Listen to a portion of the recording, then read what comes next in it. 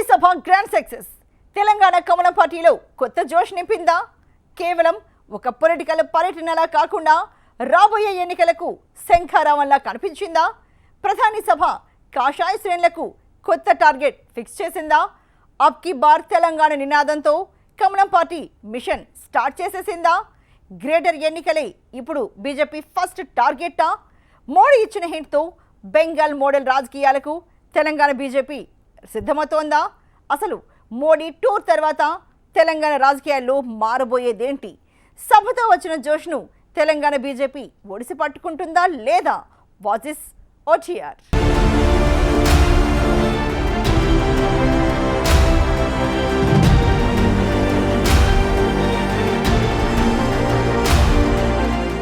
ఎటు చూసినా మోడీ కటౌట్లు, కమలం జెండాలు, జై శ్రీరామ్ నినాదాలు.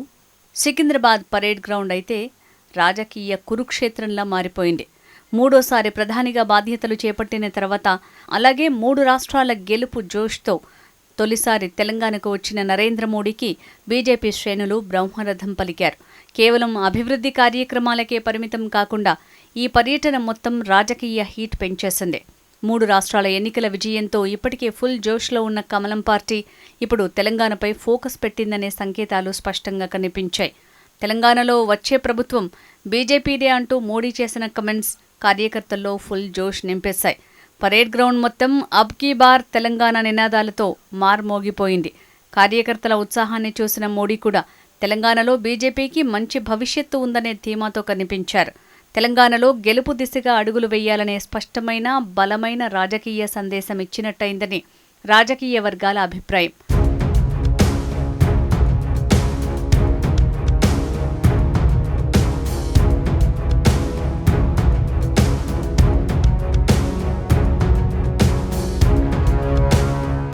మోడీ స్పీచ్లో మరో ఇంట్రెస్టింగ్ పాయింట్ ఏంటంటే, కాంగ్రెస్, బీఆర్ఎస్ పేర్లు పెద్దగా ప్రస్తావించకపోయినా టార్గెట్ మాత్రం ఆ 2 పార్టీలపైనే పెట్టారు. ఫ్యామిలీ పాలిటిక్స్, అవినీతి పాలన, ఓటు బ్యాంకు రాజకీయాలు అంటూ చేసిన విమర్శలు ఇప్పుడు తెలంగాణ రాజకీయాల్లో కొత్త చర్చకు దారితీశాయి.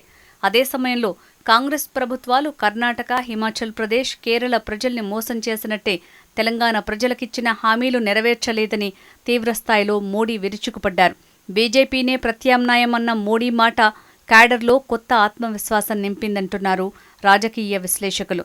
ఒకవైపు రాజకీయ పంచ్లు, మరోవైపు అభివృద్ధి మంత్రం.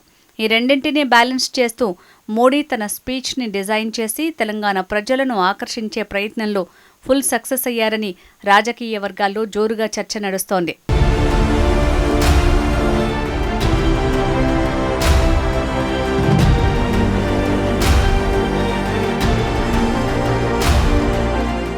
$9,400 కోట్ల అభివృద్ధి పనులకు శ్రీకారం చుట్టిన ప్రధాని కేంద్రం తెలంగాణకు ఏమీ చెయ్యటం లేదన్న విమర్శలకు గట్టిగానే కౌంటర్ ఇచ్చారు. జాతీయ రహదారులు, రైల్వే ప్రాజెక్టులు, మౌలిక వసతులు, పరిశ్రమలకు అనేక నిధులు ఇచ్చామని మోడీ కుండబద్దలు కొట్టేశారు.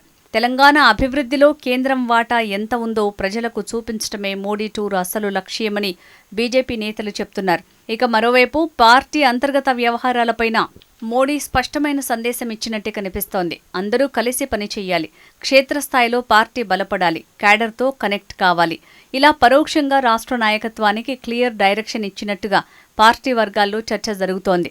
బెంగాల్లో కనీసం బీజేపీ జెండా పట్టుకోలేని పరిస్థితి. గతంలో కేవలం 3 సీట్లే. అలాంటి బెంగాల్లో ఇప్పుడు అధికారంలోకి వచ్చామని చెప్పారు. అలాగే క్యాడర్ని ఉత్తేజపరుస్తూ బలోపేతం చేసి బీజేపీ బెంగాల్ను ఎలా గెలిచిందో తెలంగాణలో సైతం అదే మోడల్ అమలు చేయాలని మోడీ హింట్ ఇచ్చారన్న టాక్ నడుస్తోంది. ఇప్పటికే గ్రేటర్ హైదరాబాద్పై స్పెషల్ ఫోకస్ పెట్టిన కమలం పార్టీ వచ్చే గ్రేటర్ హైదరాబాద్ ఎన్నికల్లో మోడీ టూర్ జోష్తో 3 మేయర్ పీఠాలే టార్గెట్గా పనిచేయాలని నిర్ణయించుకున్నట్టు తెలుస్తోంది.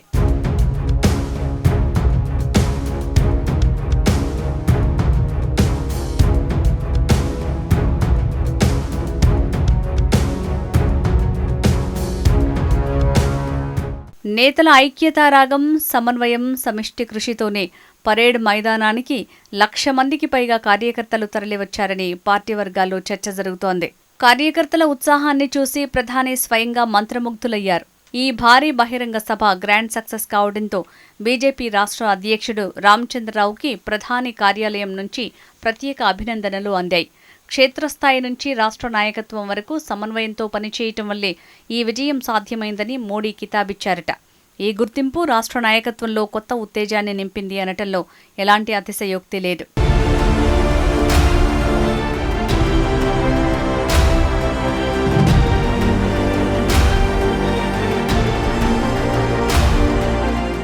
తెలంగాణ బీజేపీలో కొత్త టీమ్ స్పిరిట్ మొదలైందా, లేక ఇది కేవలం సభ జోష్ వరకే పరిమితమవుతుందా అనే ప్రశ్న అటుంచితే మోడీ టూర్ తర్వాత తెలంగాణ బీజేపీలో కొత్త ఉత్సాహం కనిపిస్తోంది. ఇప్పటివరకు విడివిడిగా కనిపించిన నేతలు ఒకే వేదికపై కలిసిమెలిసి నవ్వుతూ కనిపించడం, క్యాడర్లో కొత్త ఉత్సాహం రావటం, గ్రామస్థాయి వరకు పార్టీని బలోపేతం చేయాలని నిర్ణయించుకోవటం, ఇవన్నీ కమలం పార్టీలో కొత్త సంకేతాలుగా కనిపిస్తున్నాయి. ప్రత్యేకంగా మహిళల ఓట్లు, యువత, మొదటిసారి ఓటు వేయబోయే వర్గం, నగర మధ్యతరగతి ప్రజలు, ఇవే ఇప్పుడు బీజేపీ ప్రధాన టార్గెట్గా మారుతున్నట్టు తెలుస్తోంది. మోడీ టూర్తో మొదలైన ఈ రాజకీయ హీట్ రాబోయే రోజుల్లో తెలంగాణ రాజకీయాలను పూర్తిగా మార్చేస్తుందా? గ్రేటర్ హైదరాబాద్ ఎన్నికల్లో నిజంగానే కమలం వికసిస్తుందా అన్న ప్రశ్నలు ఉత్పన్నమవుతున్నాయి.